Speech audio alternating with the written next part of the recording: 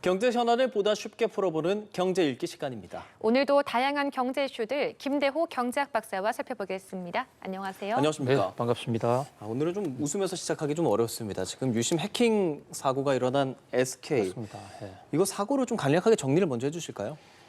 SK의 유심이 뚫렸는데요. 예. 이 사건이 간단치가 않아요.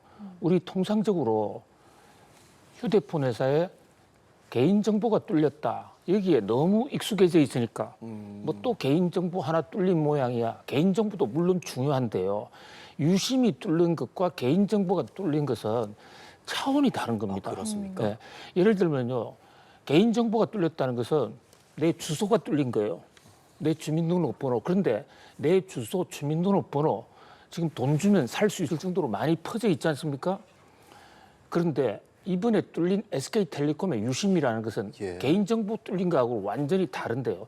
이 유심이라는 게 User Subscribe Identification 모듈이라고 그래서 그 핸드폰을 쓰는 사람이 통신사와 연결하는 그 열쇠, 이 유심이 제대로 작동돼야만 이 핸드폰이 열리거든요. 예. 그런데 여기에 연결의 정보가 SK하고 연결되는 정보만 있는 게 아니라 예. 금융기관 또 모든 이를테면 후판 같은 이런 데도 보통 접촉을 하면 어느 통신사를 씁니까?부터 나오죠. 그렇죠. 그게 바로 유심을 체크하는 겁니다. 그러니까 이것은 연결 고리가 뚫린 거예요. 차원이 다르단 말이죠. 어떻게 비교할 수 있냐면요. 자, 그동안에 뚫렸던 개인정보는 제 집 주소가 뚫린 거예요. 그럼 집만 잘 지키고 있으면 집에 쳐들어와도 집에 도둑이 와도 막을 수 있죠. 예. 근데 유심이 뚫렸다는 것은 집 안에 금고 열쇠 키가 뚫린 거예요. 근데 내가 그 은행 금고뿐만 아니라 모든 거래하는데 연결 고리가 뚫린 거거든요. 그러니까 저 유심 칩이 있으면 저걸 가지고 제가 다른 핸드폰에 그 사람 이름으로 그 통신사를 그러니까 새로운 휴대폰을 가입할 수가 있어요. 예. 그러니까 지금이라도 그 공기계 하나 사서 유심 정보를 딱 집어넣으면 새로 개통이 되고 그 안에서 모든 금융거래 정보, 금융거래가 다 일어난다고요.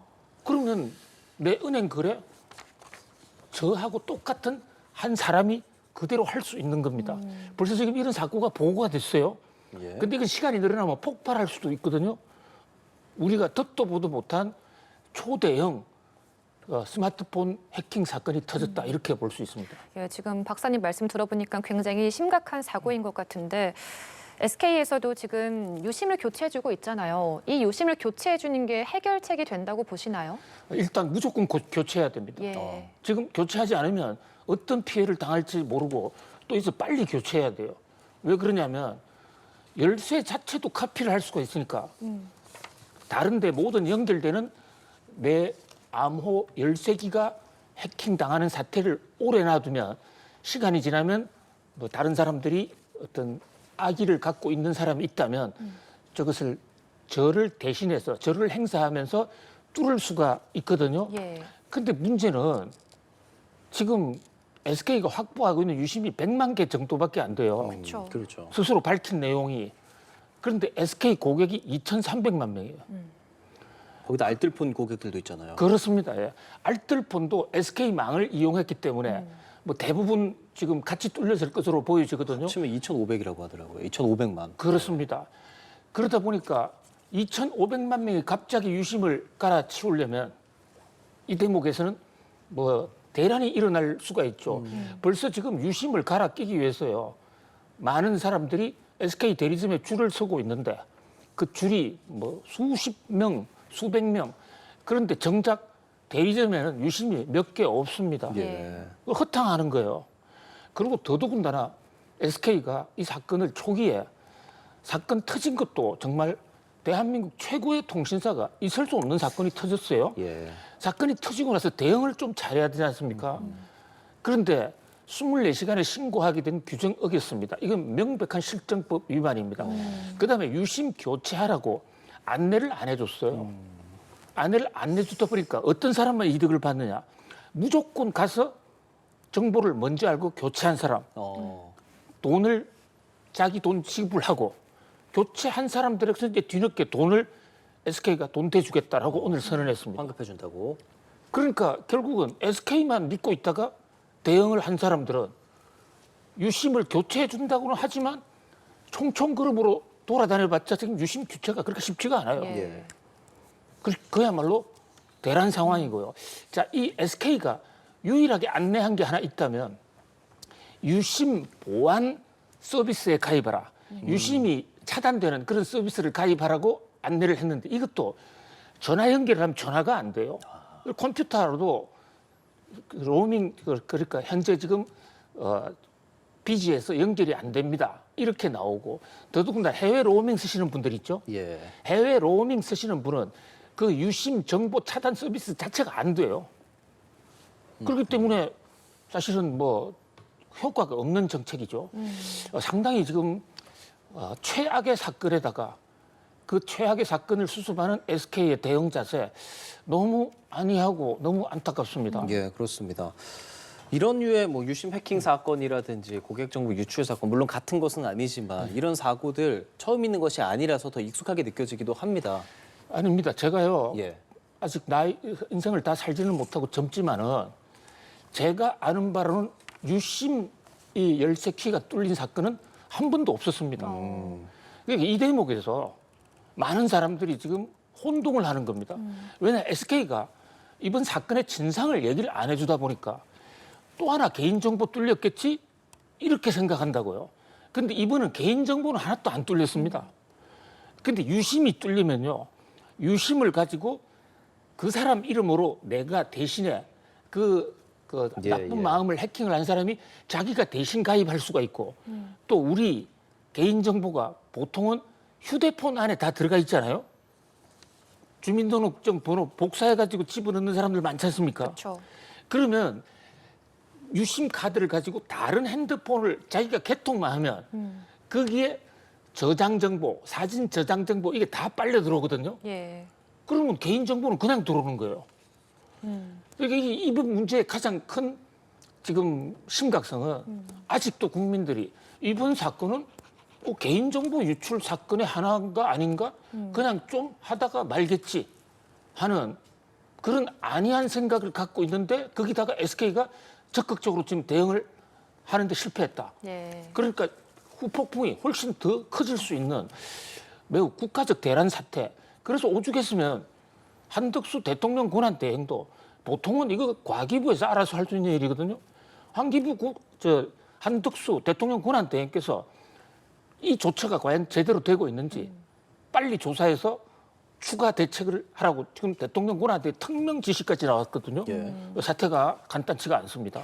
예, 그런데 박사님, 지금 2차 피해도 우려가 되는 상황이거든요. 이 유심을 무상 교체해준다는 것을 사칭해서 피싱이나 스미싱 피해도 있다고 합니다. 이런 부분도 예방을 해야 될 텐데요. 그렇습니다. 지금요 유심 교체한다고 SK가 문자를 공식적으로 제대로 보내지도 않았는데요. 예. 유심 교체해준다는 얘기가 언론기관을 통해서 나오니까 이 피싱하는 많은 좀 나쁜 뜻을 가진 분들이 SK를 사칭해가지고 우리 공짜로 교체 빨리 전화 연결해드릴게 하고 URL을 보내는 겁니다. 그러면 누구나 다 SK라고 믿지 않습니까? 그렇죠. 그래서 덜커덕 하는 순간에 자기 컴퓨터, 자기 스마트폰이 다 해킹이 돼버려요. 그래서 이 대목은 SK가 빨리요. 유심 교체를 하는 방법에 대한 정확한 안내를 하고 이런 방법에 대해서는 이것이 가짜 해킹일 수가 있다. 지금 빨리 신속하게 교통정리를 할 필요가 있다. 이렇게 보여집니다. 알겠습니다. 혹시라도 SK텔레콤 쓰시는 분들은 꼭 유심을 바꾸셔야 된다는 거 다시 한번 좀 저희가 말씀을 드리도록 하겠고요. 화제를 좀 바꿔보겠습니다. 저희 트럼프 대통령 이제 취임 100일인데 이 100일에 대한 평가가 굉장히 많이 갈리는 것 같아요. 뭐 부정적인 의견도 상당히 많은 반면에 미국의 재무장관 같은 경우는 이게 선채찍 후 당근 전략이 매우 뛰어나다. 좀 갈리는 이런 상황에 대해서 어떤 생각하고 계시는지요? 그렇습니다. 지금 현재 트럼프 대통령 지지율이 가장 나쁘게 나온 것이 월스트리트 저널인데요. 여기 39%. 그러니까 트럼프 대통령을 여전히 지지한다 39%. 이게 높은 지지율도 아니지만 그렇다고 정권이 흔들릴 만한 아주 저조한 지지율도 아니에요. 미국이 지금 보수와 진보의 첨예한 갈등을 감안한다 그러면 40% 중반 정도 지지율을 얻으면 상당히 우수한 건데 30% 떨어졌으니까 심각하다고도 볼 수가 있고, 그러나 39%의 지지는 뭐 여전히 아직도 트럼프는 뭐 확고하다. 더군다나 베센트 재무장관 지금 예. 앵커님 잘 지적해 주셨는데요. 트럼프가 하고 있는 지금 정책은 채찍 정책입니다. 채찍과 당근을 동시에 준 게 아니라 먼저 채찍부터 때리고, 관세라는 걸 때리면, 관세 폭탄급을 때리면 이것은 경제에 피해가 올 것이 너무나 당연합니다. 트럼프 대통령 스스로도요. 자, 지금 미국의 구조적인 잘못된 것을 우리가 고치려고 한다. 환자 수술하는 상황이다. 수술하면 몸이 아픕니다. 그러니까 수술하고는 상황인 거 감안하면 39%란 지지율, 몸이 아픈데도 39% 지지율 상당히 높다라고 백악관은 스스로 지금 자화자찬을 하고 있는 겁니다. 왜냐하면 관세 폭탄 다음에 이제 당근 정책이 기다리고 있거든요. 뭐 대표적으로 다음 달, 다다음 달 가면 소득세를 대폭 깎아주는 그런 정책이 나올 겁니다. 그런 당근이 나오면 지지율도 올라가겠지 해서 트럼프 대통령은 별로 걱정을 하지 않는데, 다만 증권시장, 금융시장은 당장에 좀 주가가 떨어지니까, 아니 이거 자기 돈 계좌가 술술 비는데 그거 좋아할 사람은 없지 않습니까? 근데 주식 투자하지 않는 사람들 입장에서는 또 반응은 좀 다른 것이거든요. 그래서 저는 일각에서 지금 트럼프 대통령이 지지율이 너무 떨어져서 관세 정책을 포기할 것이다 라고 얘기하는 분석가들도 있는데, 이거는 나가도 너무 나갔다. 지지율이 좀 떨어진 것도 사실이고 트럼프 대통령도 신경은 쓰겠죠. 그러나 관세 정책을 완전히 원상복귀할 정도의 심각한 지지율은까지는 아니다. 그리고 이렇게 지지율이 떨어진 것은요, 경제 정책보다는 어떤 문제가 있냐면, 이것도 경제 정책이라고 볼 수가 있습니다만은 머스크까지 동원해가지고 DOG 다치 부서를 통해서 공무원들을 대량으로 해고하지 않았습니까? 그 해고당한 공무원들과 그 가족들, 이 원수가 돼 있고, 또 이민자를 강제 추방을 많이 했지 않습니까? 그 가족들, 뭐 이런, 그다음에 하버드 대학도 공격하지 않았습니까? 그런 문화 정책, 이런 것들이 총체적으로 아울러진 것이지, 딱히 관세 정책이 정말 나쁘기 때문에 트럼프 대통령의 지지율이 떨어진 기다라고 보기도 어려운 그런 상황입니다. 예, 그래서 한국과 미국이 이제 협상을 진행해야 되는데 뭐 7월 패키지 합의 이런 이야기 나오고 있잖아요. 앞으로 우리 정부는 어떻게 접근해야 될지 좀 짤막하게 설명해 주시죠. 속도를 좀 조절할 필요가 있다. 성급하면 급하게 먹는 밥이 체한다고 해서 예. 급하게 할 필요 하나도 없습니다. 더더군다나 우리는 지금 이 과도 정부, 사실상 대통령이 고리된 상태이기 때문에 뭐 그것은 충분히 핑계도 될 수가 있고요. 미국은 상황이 지금 다급합니다. 그래서 이번 주나 다음 주에 최소한 양해 각서 정도는 체결하자라고 얘기를 하고 있는데, 양해 각서대로 해야 되는 건 아니지만 한번 양해 각서를 적어주면 다음 정부도 그게 영향을 받는다고요. 그런 면에서 좀 아주 신중하게 천천히 할 필요가 있다. 특히 트럼프 대통령은 지난 주말에 2+2 회담에 방위비 문제가 없었다. 예. 이래서 우리 정부 굉장히 안도했는데 그 한 5시간쯤 지나서 다른 언론과 인터뷰한 됐어요. 한국 방위비 반드시 대폭 받아낼 거야. 관세 협상하고 별도 협상을 할 거야. 이건 트럼프 대통령 마음인 겁니다. 그러니까 이번 관세 협상에는 안 들어와 있지만 만약에 한국이 관세를 협상해서 미국이 요구를 안 들어주면 방위비 부담은 더 늘어날 수도 있다. 그래서 결국은 연계돼 있다는 얘기거든요. 그런 면에서 좀 입체적으로 좀 신중할 필요가 있다 보여집니다. 알겠습니다. 김대호 경제학 박사와 함께 경제 읽기 진행해봤습니다. 고맙습니다. 감사합니다.